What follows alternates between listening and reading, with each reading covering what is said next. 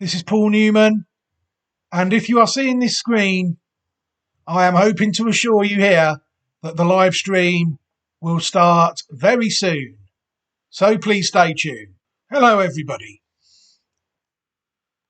Hello, everybody, and welcome to another video.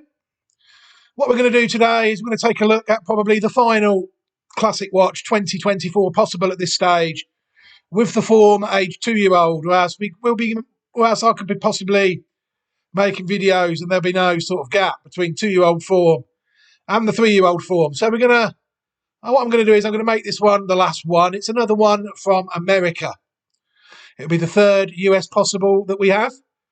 The website for Classic Watch 24, classicwatch24.great/site.net. Obviously, it's only got the Australian horses on at the moment. This site was really just more of a placeholder, but I'm sure there'll be other horses getting onto it over the next, say, month or two. Right, the horse we're going to take a look at, I think, could be quite interesting. Yeah, it's an interesting one. It's the winner of the Group 2 Remsen Stakes out in America, sired by Good Magic, out of a dam called Puka. And the horse is called Dornoch, trained by Danny Gargan. You'll see there it's got several owners: West Paces Racing, R.A. Hill and others. Bred by Grandview Equine. This is a very interesting horse, I feel. You'll see there that it went when listed race on its second start, the Saping start, so it finished second. Then got off the mark in a maiden, and then won the Grade 2 Remsen Stakes on the 2nd of December, which, according to the figures that the Equibase used, took less winning than the maiden the horse won, which is up to them. Very interesting pedigree this horse, I feel, has, definitely, because it's actually a full brother to the winner of last year's Kentucky Derby, Mage. Mage, winner of 2 of his 7 starts, in the first 3 in 5 of 7, winner of 2 million, just over really, £2.5 million. You'll see there that Mage took out the Kentucky Derby, was also second in the Haskell, second in the Florida Derby, and third in the Preakness. The horse has gone to stud, where it will stand at Airdrie Stud at a fee of $25,000. It's quite hard to leave off a full brother to a race that won the race this year when you're trying to identify the winners of next year's race, which is although Dornoch isn't really a one-horse pony, people will see that Dornoch, just like Mage is Family 5G, currently an earner of $257,400 from his 4 starts. What this horse has got is got quite a recent pedigree. I think the 4th dam was still foaled in the 80s. So we can take a look at these dams really on the Equibase website. It's a website to be trusted, I feel. The first dam, Puka, sired by Big Brown. She won 4 of her 17 starts, in the first 3 in 7 of 17, and she earned just shy of $300,000. She was, in fact, graded stakes place, which came in the Group 2 Gazelle Stakes in April 2015.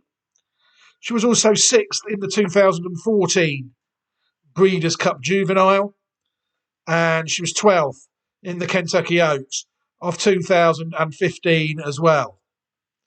But the run there, she was also 4th in the Suwannee River Stakes of 2017. But that Group 2 run in the Gazelle Stakes, by far and away, the best form that she had on offer. She is actually a relative of quite a nice horse as well. Finnegan's Wake is also out of Boat's Ghost, as is Puka. Finnegan's Wake raced 37 times in his career, winning 8 of them. He was actually in the first 3 in 16 of his 37 starts, and he earned just over $1.5 million. A horse that improved with age, it's fair to say. At 3, he was placed in a Group 1, a Group 2, and a Group 3. He was Group 2 placed at 4, And then at 5, he landed the Hollywood Turf Cup Stakes, Group 2, as well as the Harlington Handicap, Group 3. He then broke his Group 1 duck at 6 when he won the Woodford Reserve Turf Classic. He also added a pair of further Group 2s when he won the San Gabriel Stakes and the San Marcos Stakes. And at 7, he was second in the Group 2 Eddie Reed Stakes, Group 1 and triple Group 2 winner. He went to stud. I can find no evidence of that on the site. £2,500, I'm sure. The half sibling to Puka, but he's not. I couldn't find the horse on the Arian site, unfortunately, so we couldn't take a look at how the horse is progressing. But he's a very nice horse in the very good form as an older horse, it's fair to say. Boat's Ghost, the third dam of Dornoch, was stakes placed in a lighter race career. She only raced 6 times. She was in the first 2 in 2 of them, but she only won $25,090. And you'll see there she was 14th in the Alcibiades of 2006, when that race was a Group 2. And she was placed in the Prairie Meadows Debutant Stakes of 2006. That was her stakes place form. The third dam, Rock the Boat, raced 20 times in her career, winning twice. She was actually in the first 3 in 8 of her 20 starts for $40,096 career earnings. But people will see that this horse, unfortunately, was deemed not good enough to ever contest a pattern race. She didn't win her maiden until her 8th start and then went around and she won a couple of allowance races as well. No, just one allowance race as well. Native Boat is the 4th dam. Native Boat, a multiple stakes winner of 9 of her 25 races. She was actually in the first 3 in 14 of 25 starts, earning just shy of $200,000, $191,913. People will see again that she ran 4th in the Group 3 Thoroughbred Club of America Stakes and also 4th in the Group 3 Brown and Williamson Handicap. So she was quite unlucky to not get any Group 3 form. She did win the Dahlia Stakes, a black type race at Ellis Park in 1993.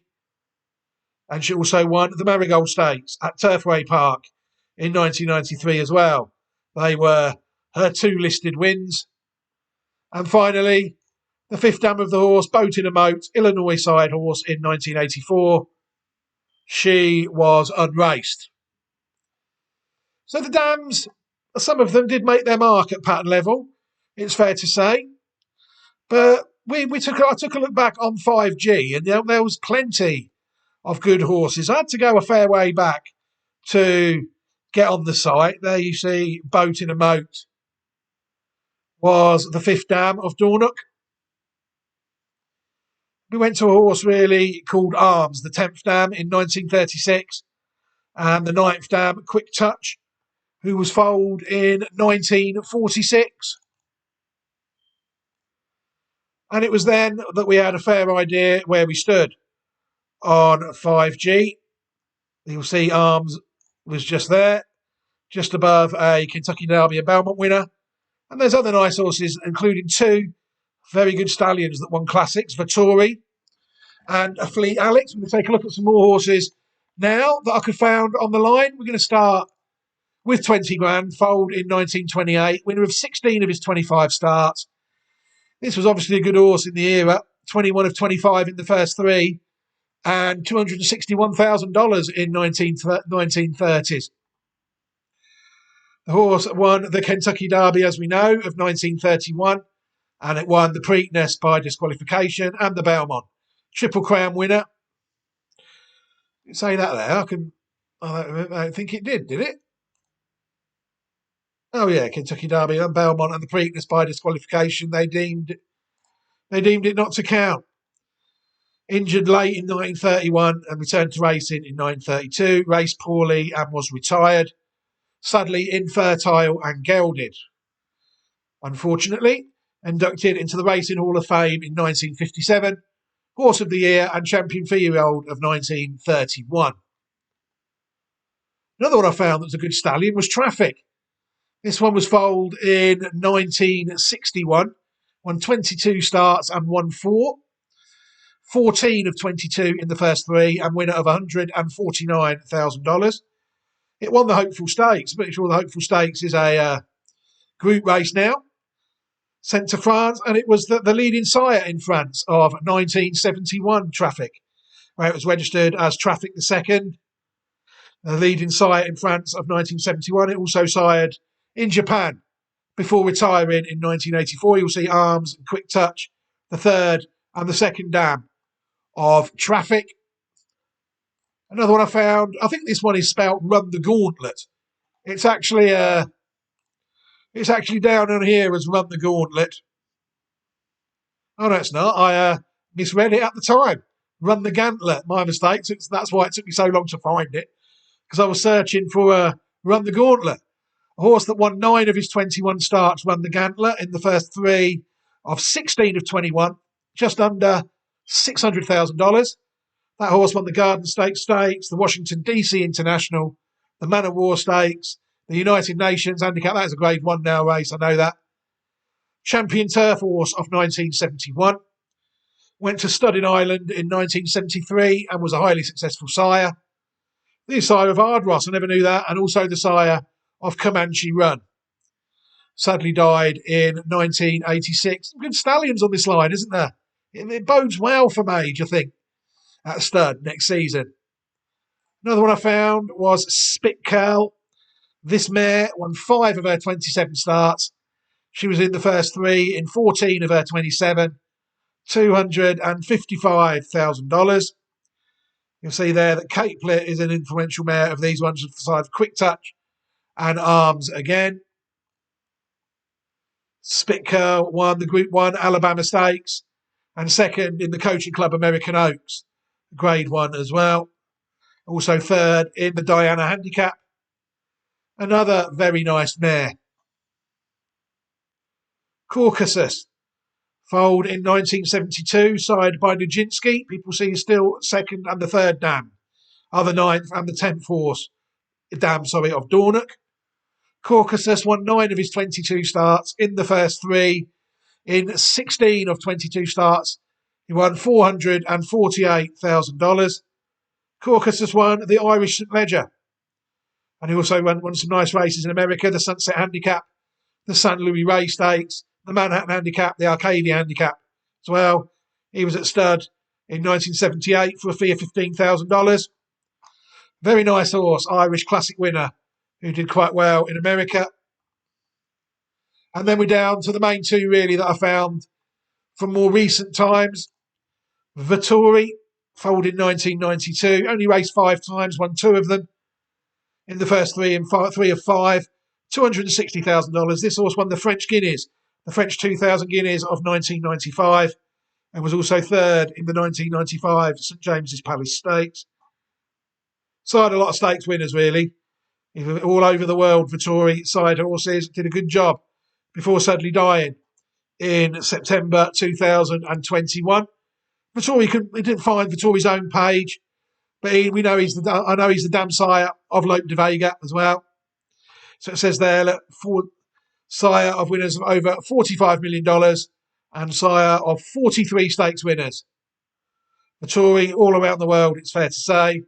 And the maternal sire of winners of over $43 million. 54 stakes winners as a dam sire. And there we have Lope de Vega. Good solid international sire, Vittori, it's fair to say. And then the most recent one that was just pensioned off last year, well, 2 years ago now, 2022. Fleet Alex, foaled in 2002. Good horse. Not only out of the first 3 in one of his 12 starts, and winner of $2.7 million. At 2, he won the Group 2 Sanford Stakes, and he won the Group 1 Hopeful Stakes as well. Runner-up in both the Champagne and the Breeders' Cup Juvenile. At 3, he was a classic winner. He won the Preakness and the Belmont. Third in the Kentucky Derby, and he also took out the Mountain Valley Stakes and the Group 2 Arkansas Derby for good measure. the 2005 Eclipse champion 3-year-old colt.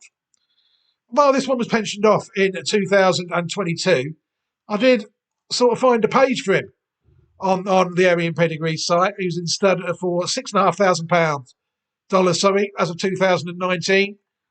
And we can look at his crops quite well. You'll see there that his first crop was absolutely superb.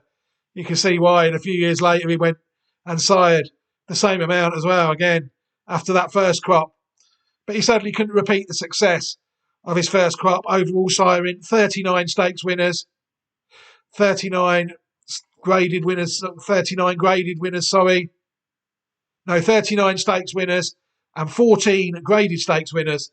And he also sired 72 stakes winners and 22 graded stakes winners. So plenty of graded stakes winners and stakes winners from him and Vittori. But you'll see as he was pensioned off later on in 2020 and 2021, his crops were down to below under 30, sire of 68 in 2017. His last decent crop really was sired in 2016 with a graded stakes winner in it. Mainly sired in America and Canada, North American sire really. 4 graded stakes winners in Puerto Rico as well.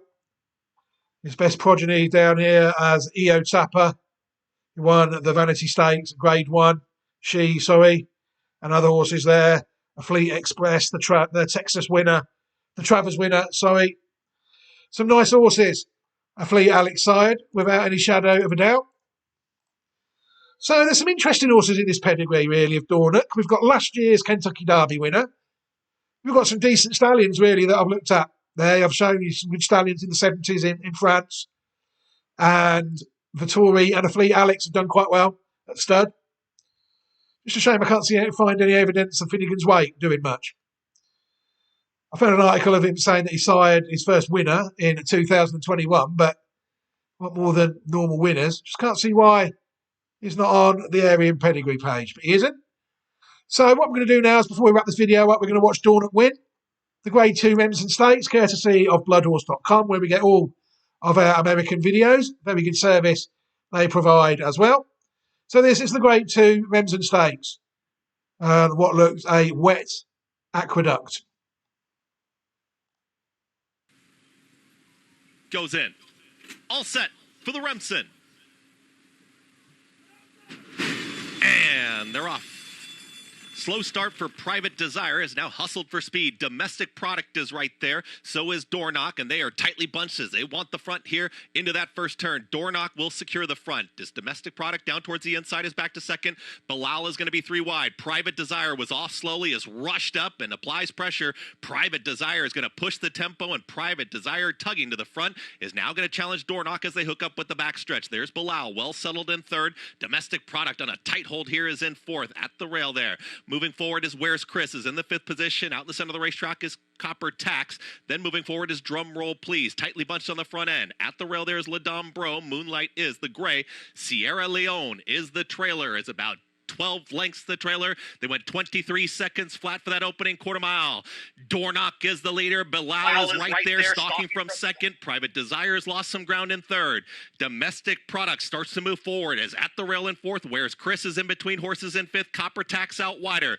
Shoved along is Ladom Bro. Drum Roll Please is going to corner wide. Here comes a run from Moonlight. Arad Ortiz Jr. is the gray. They're on the move, about to split rivals. Sierra Leone is still the trailer. 46-4, the half-mile time. Dornoch is the leader. Bilal is ready to challenge. Domestic Product got off the rail. Here comes a big run from Drum Roll Please from the back. Where's Chris is launching a rally, and here comes the big bounding strides of Sierra Leone from the back of the field. Up top, it's the top of the stretch, and it's Dornoch who's kicked. Dornoch is now opening up that margin. It's Dornoch who's up by 3-4 wide, just ducked in there. Sierra Leone is rolling. Here comes the big bounding strides of Sierra Leone. Sierra Leone from last to first. This is a big effort. Battling on is Dornoch, who's back to second. Sierra Leone is dugging in. Dornoch is coming back. Dornoch not done. It's going to be a photo! A photo, and I think Dornoch got there. Believe the magic. Dornoch battles back. Sierra Leone is in the photo. Then came Drum Roll Please. It's a tight photo. It looked like Dornoch in the Remsen. Wow, that was an interesting race, wasn't it? I thought for a minute there, how's this one? But Dornoch showed a good willing attitude there to get back up on the line to land the Grade 2 Remsen Stakes. If people look at Mage, they'll see that Dornoch is ahead of where Mage was at this stage of the year. You know, Remsen, the Dornoch as a group graded winner, whereas Mage really haven't been seen on the track really much at 2, if at all.